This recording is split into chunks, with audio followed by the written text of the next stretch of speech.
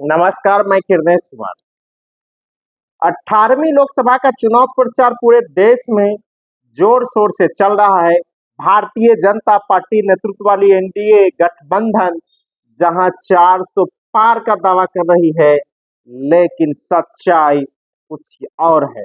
RSS के सर्वे में भी भाजपा हारती हुई दिख रही है। तो योगेंद्र यादव, जो देश के बड़े चुनाव विश्लेषक हैं, उन्होंने एक आंकड़ा पेश किया है।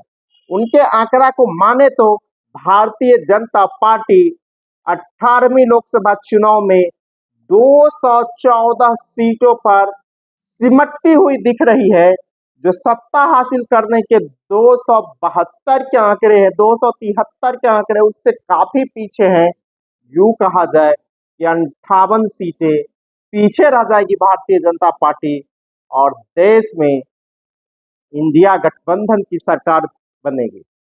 योगेंद्र यादव लिखते हैं, आंध्र प्रदेश में 25 लोकसभा सीटें हैं। यहाँ कांग्रेस अलायंस को पूरी 25 जा रही है और यहाँ भाजपा का खाता नहीं खुल रहा है। अरुणाचल प्रदेश में 2 लोकसभा सीटें हैं, यहाँ बीजेपी को 1 मिलेगी। असम में 14 लोकसभा सीटें हैं, यहाँ बीजेपी को 7 सीट मिलेगी। बिहार में 40 लोकसभा सीटें हैं, यहाँ बीजेपी को 9 मिलेगी। छत्तीसगढ़ में 11 लोकसभा सीटें, यहाँ बीजेपी को 6 मिलेगी। गोवा में 2 लोकसभा सीटें हैं, यहाँ बीजेपी को 1 मिलेगी। गुजरात में 26 लोकसभा सीटें हैं, यहाँ बीजेपी को 23 मिलेगी। हरियाणा में 10 लोकसभा सीटें, यहाँ बीजेपी को 6 सीटें मिलेगी। हिमाचल प्रदेश में 4 सीटें हैं, यहाँ बीजेपी को 2 सीटें मिलेगी। झारखंड में 14 सीटें हैं, यहाँ बीजेपी को 6 सीटें मिलेगी।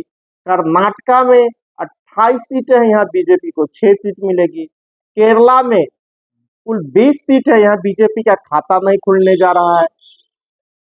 मणिपुर में 2 सीट है, बीजेपी का खाता नहीं खुलने जा रहा है। मेघालय में 2 सीट है, बीजेपी का खाता नहीं खुलने जा रहा है। मिजोरम में 1 सीट है, बीजेपी का खाता नहीं खुलने जा रहा है। नागालैंड में 1 सीट है, बीजेपी का खाता नहीं खुलने जा रहा है। उड़ीसा में 21 लोकसभा सीटें हैं, बीजेपी को 6 सीटें मिल सकती है। पंजाब में 13 लोकसभा सीटें, यहाँ अधिकतम बीजेपी को 2 सीट मिल सकती है। राजस्थान में 25 लोकसभा सीटें, यहाँ बीजेपी को अधिकतम 16 सीट मिल सकती है। सिक्किम में 1 लोकसभा सीटें, यहाँ बीजेपी का खाता नहीं खुल रहा है। तमिलनाडु में 39 लोकसभा सीटें, यहाँ बीजेपी का खाता नहीं खुल रहा है। तेलंगाना 17 सीटें है, बीजेपी को यहाँ अधिकतम 1 सीट मिल सकती है। त्रिपुरा 2 सीट है, यहाँ बीजेपी को 2 सीट मिल सकती है। उत्तर प्रदेश में 80 लोकसभा सीटें, यहाँ बीजेपी को 65 का आकलन किया गया है, लेकिन भारतीय जनता पार्टी को उत्तर प्रदेश में इस बार 65 नहीं मिलता हुआ जा रहा है। इस बार वह 50 से नीचे रहेगा। अगर भारतीय जनता पार्टी 50 से नीचे चली जाती है उत्तर प्रदेश में, तो इनकी सरकार का जो सपना है और दूर हो जाएगा। जिस तरह अखिलेश सिंह ने तैयारी की है, इससे साफ जग जाहिर है कि भारतीय जनता पार्टी का यूपी में इस बार बुरा हाल होने वाला है। उसी उत्तराखंड में 5 सीट है, भारतीय जनता पार्टी को 5 सीट चली जाएगी। पश्चिम बंगाल की 42 सीटें, यहाँ 9 सीट आने की संभावना है, यहाँ भी भाजपा की सीटें घट रही है। अंडमान निकोबार में 1 सीट है, भाजपा का खाता नहीं खुलेगा। चंडीगढ़ 1 सीट है, भाजपा का खाता नहीं खुलेगा। नगर हवेली दमन द्वीप है, 2 सीटें हैं, भाजपा का खाता नहीं खुल रहा है। जम्मू कश्मीर की 5 सीट है, 1 सीट बीजेपी को मिल सकती है। लद्दाख की 1 सीट है, बीजेपी को नहीं मिलेगी। लक्षद्वीप में 1 सीट है, बीजेपी को नहीं मिल रही है। दिल्ली में 5 सीट है, यहाँ 7 सीटें, यहाँ 5 सीटें मिलने की संभावना है। जो आंकड़े बता रहे हैं, हर राज्य में भारतीय जनता पार्टी की सीटें घट रही है। वह बिहार हो, बंगाल हो, झारखंड हो, मध्य प्रदेश हो, छत्तीसगढ़ हो, राजस्थान हो, दिल्ली हो, गुजरात हो, हिमाचल प्रदेश हो, असम हो, तो भारतीय जनता पार्टी सरकार कहां से बनाएगी? और जो 400 पार के दावे हैं, वह पूरी तरह फर्जी है और भारतीय जनता पार्टी पूरी तरह डरी हुई है। यही कारण है कि प्रधानमंत्री नरेंद्र मोदी हर लोकसभा सीट पर इस बार प्रचार करने जा रहे हैं। बिहार में पहले चरण में 4 लोकसभा सीटों पर चुनाव है।